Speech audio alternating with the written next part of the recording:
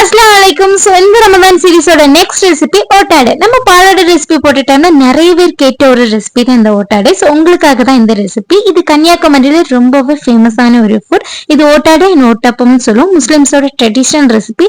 ரொம்பவே ஈஸியான மெத்தட்ல ஓட்டாடை எப்படி பண்றதுன்னு பார்க்கலாமா? ஃபர்ஸ்ட் ஒரு மிக்சிங் பவுல்ல 2 கப் அரிசி மாவு ஆட் பண்ணிக்கோங்க. இது 200 மில்லி அளவு கப். ஸோ இது கூடவே 2 எக்கையுமே சேர்த்துக்கோங்க.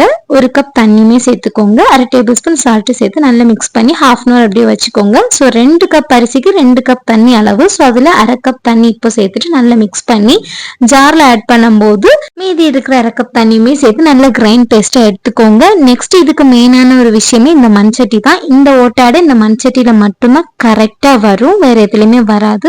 தென் இந்த குழிக்கரண்டிக்கு ஒரு கரண்டி எடுத்து மண்சட்டி நல்லா சூடா ஆகணும். நல்ல ஹை ஃப்ளேம்ல தான் வச்சிருக்கணும், குறைக்கவே வேணாம். ஸோ அதில் இந்த மாதிரி சின்னதாக தான் ஊற்றணும். இந்த மாதிரி பபிள்ஸ் வரதான் இதோட கரெக்ட் கன்சிஸ்டன்சி. ஸோ இந்த டைம்ல லிட்டை க்ளோஸ் பண்ணி 2 செகண்ட் வச்சு இந்த மாதிரி எடுத்துட்டீங்கன்னா நம்மளோட சுட சுட சூப்பர்வான ஓட்டாடு ரெடி. ஸோ நீங்க இதே மெத்தட்ல செஞ்சீங்கன்னா உங்களுக்குமே நல்ல சாஃப்டான ஓட்டாடு கிடைக்கும். ஸோ இந்த ஓட்டாடை சட்டியை பொறுத்தவரை நீங்க ஃப்ரெஷ்ஷா வாங்கி சுட்டீங்கன்னா கண்டிப்பா வராது. நீங்க ஓட்டாடை சட்டியை பழக்கி எடுக்கணும், அப்பதான் வரும். இந்த ஓட்டாடை சட்டி எப்படி பழக்கிறதுன்னு தெரியலன்னா கமெண்ட்ஸ்ல கேளுங்க, கண்டிப்பா ஒரு வீடியோ ஷேர் பண்றேன். அது வரைக்கும் டாடா.